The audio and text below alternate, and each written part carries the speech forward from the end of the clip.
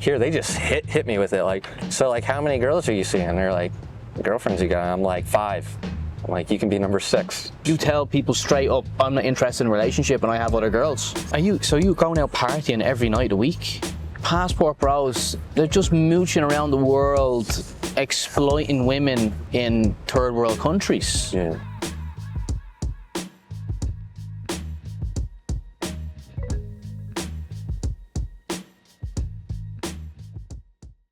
What's the story, folks? Pete here from Thairish Times, coming at you from Bangkok. I'm on a morning walk here in Bangkok, and I thought I'd take out my phone and film the intro for this video. So have you ever heard the term passport bro? I actually only heard it about 6 months ago. It's a term that's come out of America, so I think it's an American kind of concept or lifestyle. And what it is it's a male who uses his passport, so his American passport usually. I mean, it could be from other countries as well, but I think this kind of lifestyle originated in America, and most of the passport bros I see online seem to be American. So it's a Western male that will travel between Brazil, Colombia, I think Costa Rica, Thailand and the Philippines, and they take advantage of earning US currency, and they move around and in search of women usually, and a cheap lifestyle.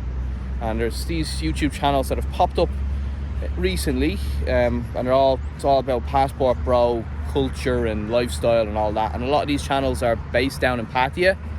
So I actually did find the passport bro that he lives in Pattaya, and he came right here to Benji Kitty Park for an interview. So we're going to ask him about his life and passport broing, what it is, and do you agree with it?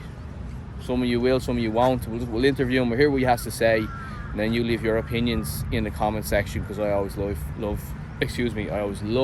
reading what you have to say. So let's get straight into it.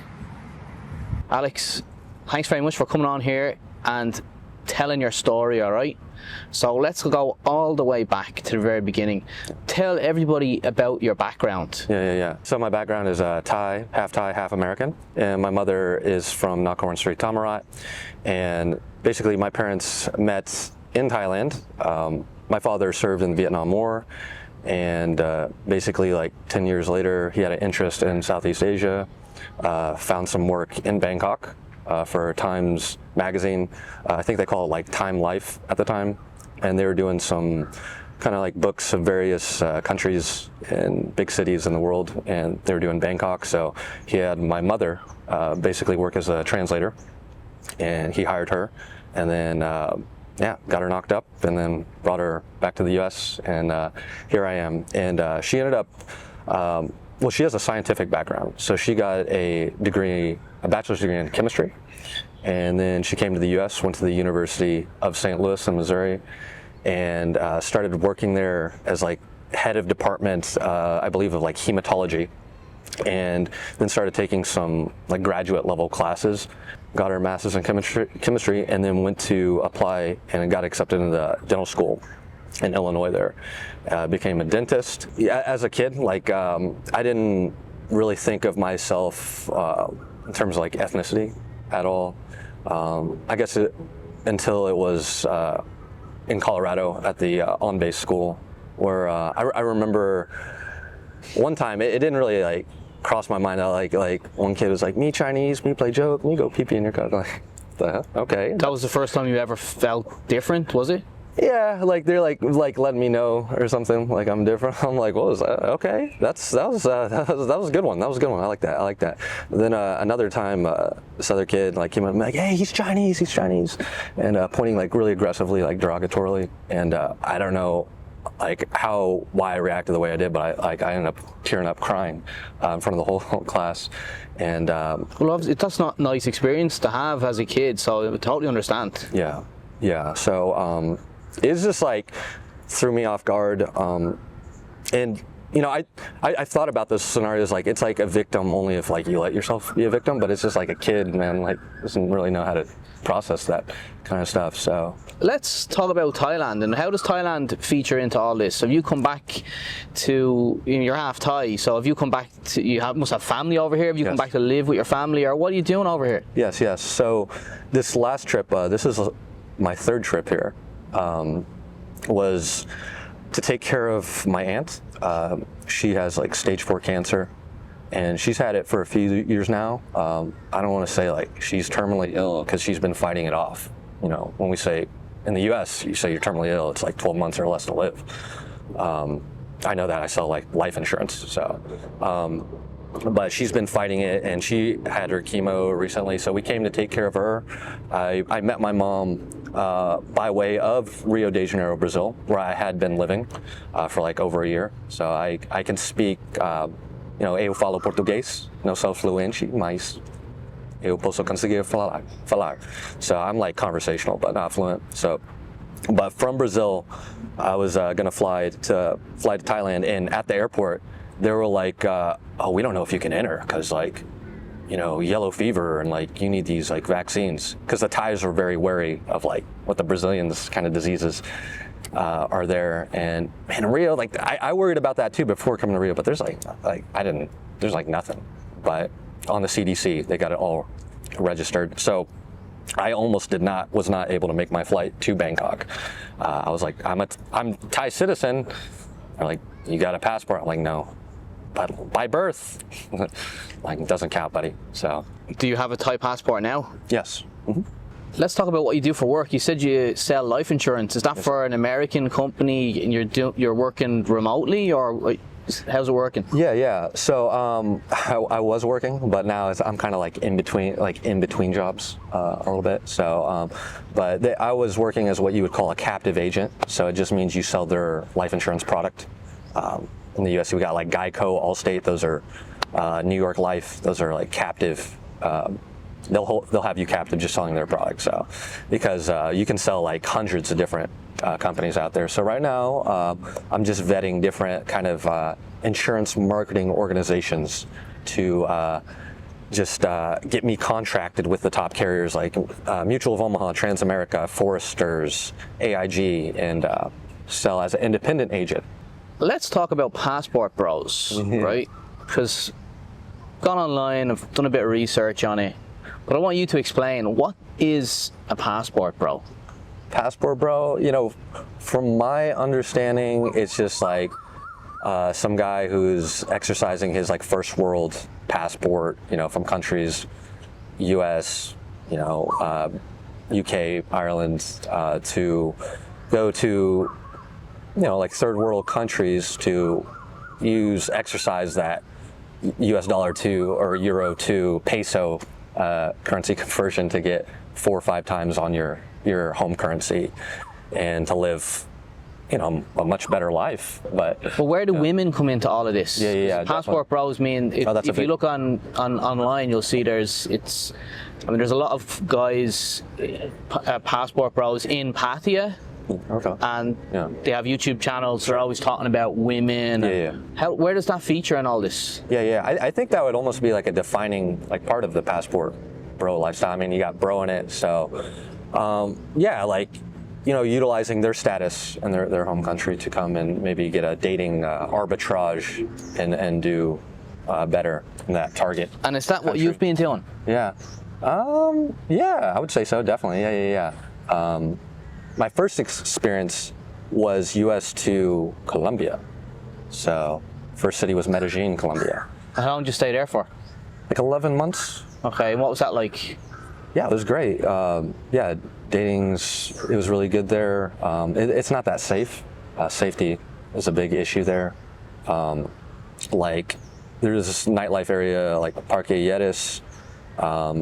They're just like eyeballing people who just look kind of foreign or gringo-ish, and to pickpocket and rob there. So I got pickpocketed of my cell phone, released of my cell phone a good number of times there. And then you went to Brazil then for, was it a year in Brazil? Yeah, well, after quarantining for like a year, like in 2021 I went there, like a year later. Yeah, so. And were you passport broing in Brazil? Yeah, most definitely. Yeah. What's that like? Tell me about that. I'm interested to know. What is that scene like? And how would you pick up these women? Yeah. Well, you just go talk to them, like, I don't know, at the bar or like on the street. But I want to say this though, caveat is that those Brazilian guys are like sharks, like fierce. Like they'll steal your girl, like straight up. Like it happened to me, like, a few times. And what about over here then? Yeah. Over here? You must have, what, do you have multiple girlfriends over here, or how's it working? Yeah. So, I got like a few girls I'm seeing just like casually, and like they know, like they bring it up to me. Like here, they just hit me with it. Like, so like how many girls are you seeing? And they're like, girlfriends you got? I'm like 5. I'm like, you can be number 6. And how did the person react when you said that? Yeah. Like no, or okay. Like I think here it's actually like there's like some acknowledgement. It's like, oh, okay, yeah, I could be your 6th girlfriend. And how do you like juggle 6 people? I mean, you're spending time with one. Do you have some kind of schedule going on, or how do you juggle all these people and live your life at the same time? Yeah. Well, like, so when I was saying like, that number of girls like here in Bangkok, I don't really see them anymore. Since having gone to Pattaya, but it would be just like, you see them like once a week or every like 2 weeks. So, yeah, I think to keep dating someone, just as a general rule of thumb, you should see them like once a week. But I think it could go out once every 2 weeks, but that's not ideal. So you just kind of fit each other into your schedule. And are they dating other people as well? So the girls in Bangkok, it did not appear to be that way. No, they didn't. I don't think they had a desire to. Did you have any of them ask you like, I want to be your girlfriend? Can we have a relationship? Yeah. And what would you say? I'm just like, I'm not at that right point in my life right now. I'm like, focused on my work, and when I get to that point, like you would be like, first in line. Yeah, I did have the ultimatum. I was hit with an ultimatum like that really hard with this last girl I was seeing in Bangkok here. I thought she was beautiful. Like she, because I'm really into kind of like more like curvy, pretty, like long jet black hair, kind of like Latina. Like that's kind of like a stereotype in my head of like a Colombian woman or something. I met a girl that kind of fit that ideal. Yeah, she hit me with that ultimatum, but it was weird because she was like, oh, I gotta work with this Chinese like businesswoman in Dubai, so I'm gonna be gone in like October. It's already November now. She like left like last month. I was like, really, you're going? But she was still like hard on that.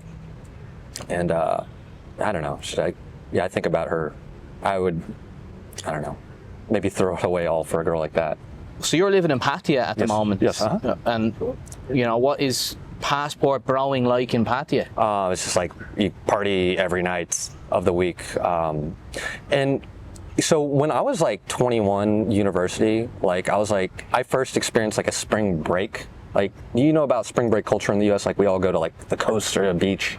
You get like it's a break for your university? Yeah, for like a week. Okay. Do they have that in Ireland maybe, probably? I feel like. No, there's no spring break. We get holidays, university holidays, but it's not spring break. Yeah. So closest beach is like South Padre Island.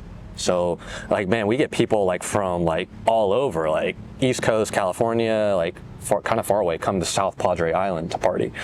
And I was like, damn, this is like crazy. Like me and my buddy Carlos were just hitting on girls left and right, just like talking smack. And I was like, holy shit, if only like there's a place where we could like it's like this every night of the week.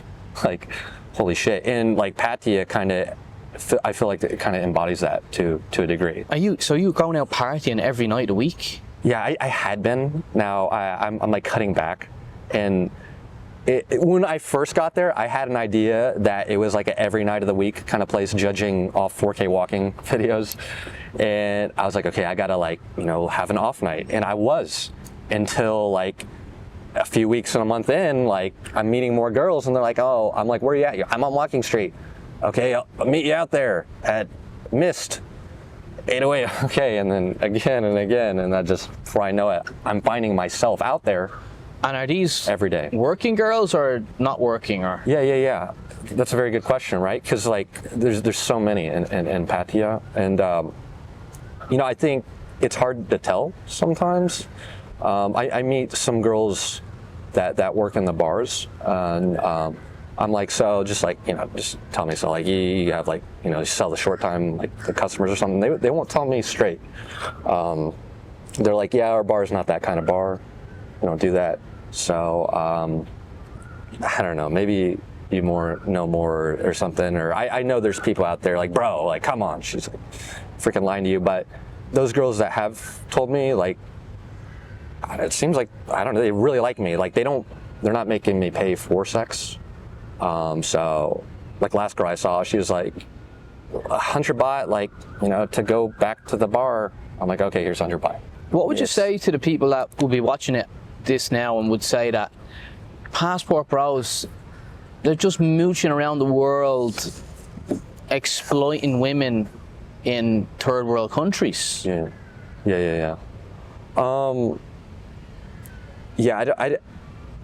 I couldn't argue that. I mean, that maybe there is a degree of truth to that, but I mean, exploitation, like in terms of like hurting them. I mean, I don't think it's much different than like if I say like a boy, like in the U.S., like isn't it like playing with people's feelings? If you had 6 girlfriends or whatever and they all were interested in you and you're just juggling around, right, and you're not really interested in forming a relationship with them, is that kind of exploiting them? And you're gone then to another country and you're sowing your wild oats in another country, doing all this stuff. Right. Yeah. No, it definitely would be if you weren't like honest. So I try to like honest. So I just, you tell people straight up, I'm not interested in a relationship and I have other girls. I don't tell them that, but I, you know, tell them like, you know, I am seeing like other girls. So, you know, you can kind of like take it or leave it.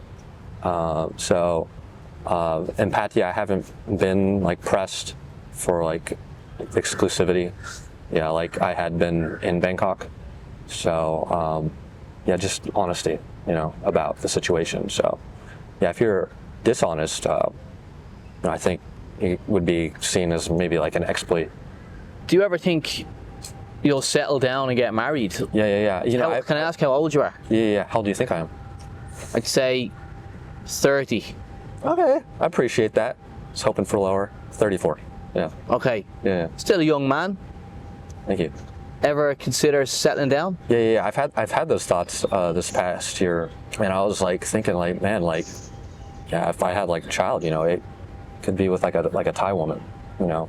So, but I don't know, like it'd be maybe like in my 40s or something, because like, I mean, my dad, he had me when he was 42, and my mother was 31. So, you know, I might even be older than that. My whole thing though is like, if I have a kid as a older gentleman, like borderline senior citizen like that, I just want to make sure I'm staying looking young, fit, like, and if the kid, I pick them up and they want to say it's my grandpa, like, I give them that freedom, because like I already went this long, you know, like that's fine. Say I'm your grandpa.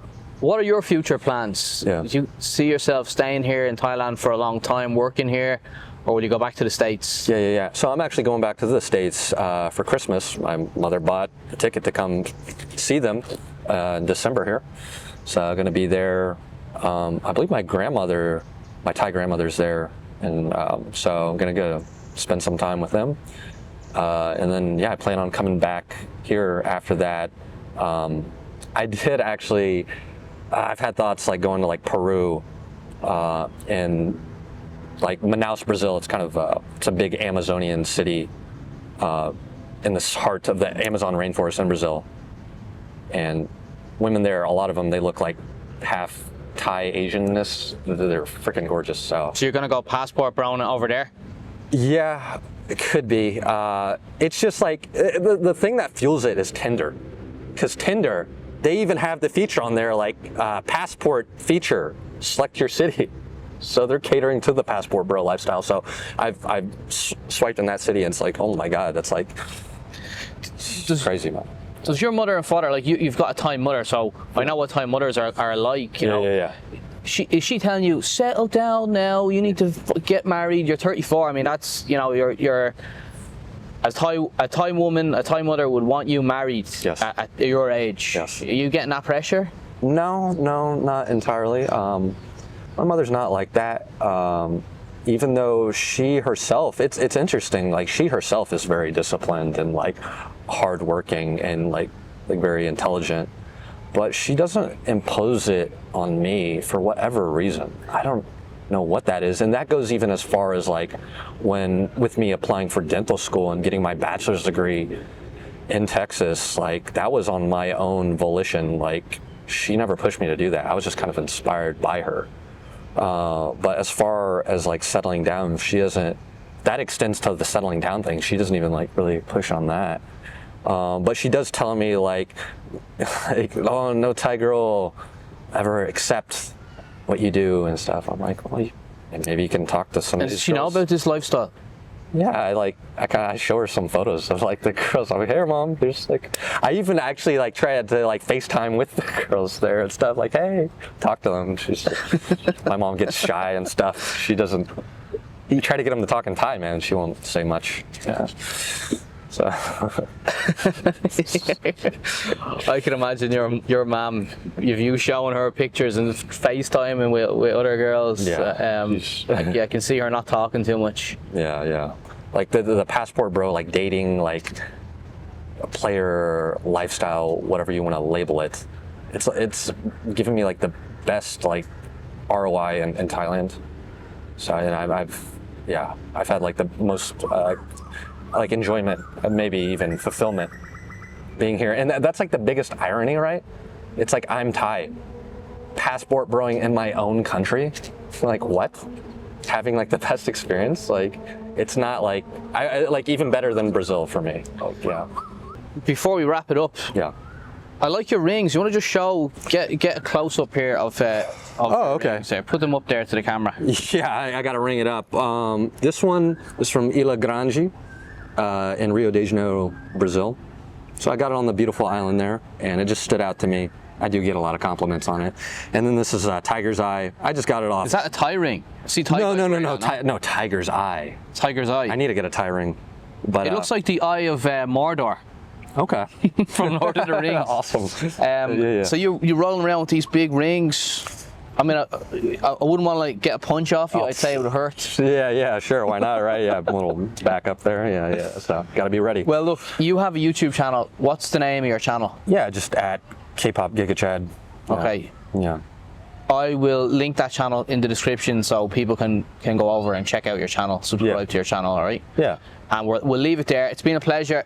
Thanks for coming down here. You travelled, well, you were staying in Bangkok anyway, but fair play to you for doing it. I appreciate you coming on and taking the time out to do the interview. And subscribe to Thairish Times, as I always like to say. Hit that like button and leave us a comment and let us know what you thought about it. Here we are, Benji Kiddie Park. It's been a long time. The whole YouTube channel was built in this park. I've got fond memories here, and it was great to come back here and do another interview. I'll see you on the next one. Yeah, pleasure. All right, peace out.